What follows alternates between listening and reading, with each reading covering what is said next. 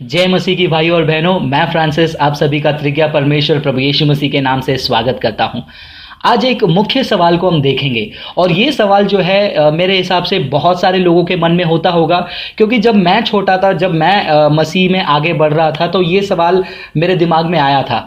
और ये सवाल का जवाब बहुत सारे लोगों को नहीं पता है, क्योंकि मैंने एक दो दिन पहले बहुत सारे लोगों से ये सवाल पूछा। मैंने कुछ क्रिश्चियन से भी पूछा, जो क्रिश्चियंस नहीं हैं उनसे भी पूछा। कुछ लोगों को जवाब नहीं पता और कुछ लोगों को पता भी है तो गलत जवाब पता है। तो सवाल ये है कि भारत में क्रिश्चियनिटी यानी कि ईसाई धर्म, क्रिश्चियन धर्म कौन ले आया, कब आया और कैसे आया। लोगों का मानना यह है कि भारत देश में ये जो क्रिश्चियनिटी है, क्रिश्चियन धर्म है, वो अंग्रेजों ने लेकर आया। 1947 के पहले जो राज कर रहे थे ब्रिटिशर्स, वो अंग्रेजों ने भारत देश में क्रिश्चियनिटी को लाया और वहां से फैलने लगा। तो हमें जानना जरूरी है क्या वाकई में अंग्रेजों ने और ब्रिटिशर्स ने भारत देश में क्रिश्चियनिटी को लाया और वहीं से फैलने लगा। तो ये वीडियो में हम उसका जवाब देखेंगे। सेंट थॉमस, जो यीशु मसीह के 12 चेलों में से एक थे, उनको एक बहुत ही अनोखा मौका मिला, क्योंकि वो यीशु मसीह के साथ उन्होंने समय बिताया और यीशु मसीह को छूकर, स्पर्श कर कर उन्होंने विश्वास का एक सुंदर अंगीकार किया। उन्होंने कहा, हे मेरे प्रभु, हे मेरे परमेश्वर।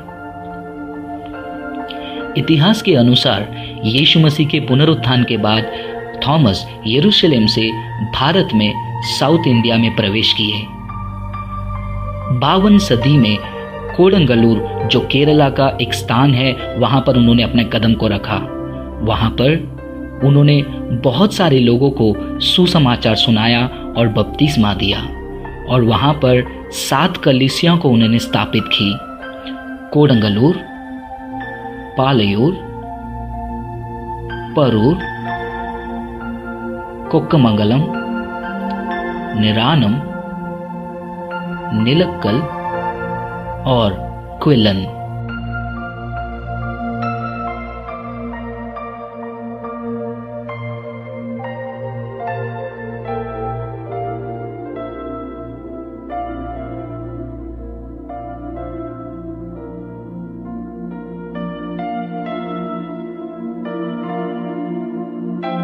इन जगहों में उन्होंने यीशु मसीह का प्रचार किया, चमत्कार किया और लगभग 10 साल तक उन्होंने सेवा किया और लोगों को यीशु मसीह को स्वीकार करने में मदद किया।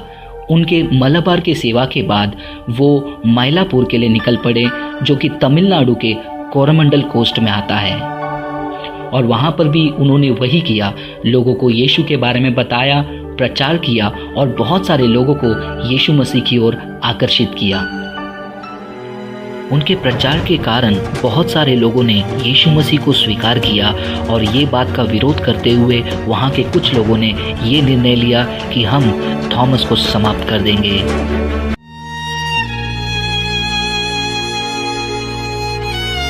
इस कारण उन्होंने अपने आप को एक छोटे से गुफा में छिपाया, जिसे लिटिल माउंट के नाम से जाना जाता था।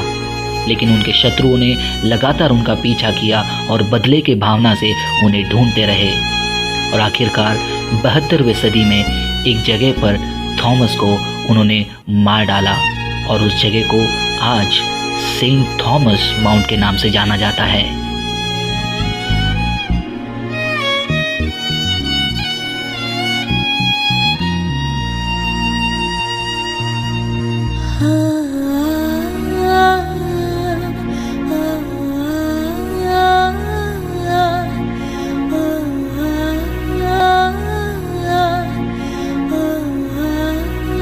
उसके बाद थॉमस को संतोम चर्च में दफनाया गया। संतोम बेसिलिका, जो बहुत ही ऐतिहासिक रूप में मुख्य स्थान मरीना बीच के यहाँ पर मौजूद है। सेंट थॉम बेसिलिका दुनिया में 3 में से एक वैसा भवन है जो यीशु मसीह के प्रेरितों के कब्र के ऊपर बांधा गया है। इसके अलावा प्रेरित पतरस बेसिलिका, जो रोम में है, और प्रेरित याकूब जेम्स का कब्र, जो स्पेन में है।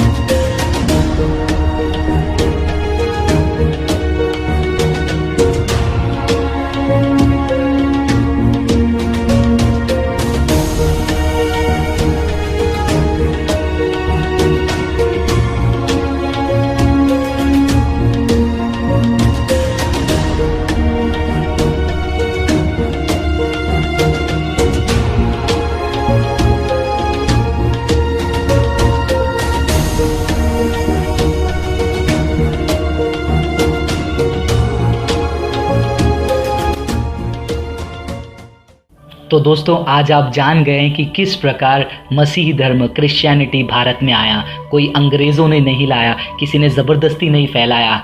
ये उसी प्रकार जिस प्रकार यीशु मसीह ने सूली पर अपना खून बहाकर अपना प्रेम को प्रकट किया ताकि आप और मैं अनंत काल के दंड से बच सकें, उसी प्रकार उनका चेला थॉमस भारत में आकर अपना खून बहाकर आप तक, मुझ तक उस अनंत काल के शुभ संदेश को पहुंचाया है ताकि हम उस स्वर्ग राज्य में प्रवेश करेंगे। यही सुंदरता है दोस्तों ईसाई धर्म का, यही सुंदरता है क्रिश्चियनिटी का। हम ज़बरदस्ती नहीं करते हैं, हम प्रेम के द्वारा, जैसे यीशु ने अपनी जान को दिया, उनके चेलों ने अपनी जान को दिया, हम प्रेम के साथ आपके पास आते हैं और कहते हैं कि आप यीशु मसीह के प्रेम को एक बार चख कर देखिए। यीशु मसीह कहते हैं, यदि कोई मेरे आवाज़ को सुने, मैं उनके हृदय के द्वार पे खड़ा खटखटा रहा हूँ, वो द्वार खोले। हाँ दोस्तों, यीशु मसीह आज आपके हृदय के द्वार पे खड़े होकर खटखटा रहे हैं। आप उनके आवाज़ को इस वीडियो के द्वारा सुन रहे हैं तो द्वार खोलिए, यीशु मसीह को स्वीकार कीजिए और देखिए आपकी ज़िंदगी में कैसा बदलावट यीशु लाएगा और अनंत जीवन का आश्वासन भी मिलेगा। प्रभु आपको आशीष करे। ऐसे अनेक वीडियोस को देखने के लिए हमारे चैनल को सब्सक्राइब करें, बेल आइकॉन प्रेस करें और वीडियो को लाइक ज़रूर करें। धन्यवाद।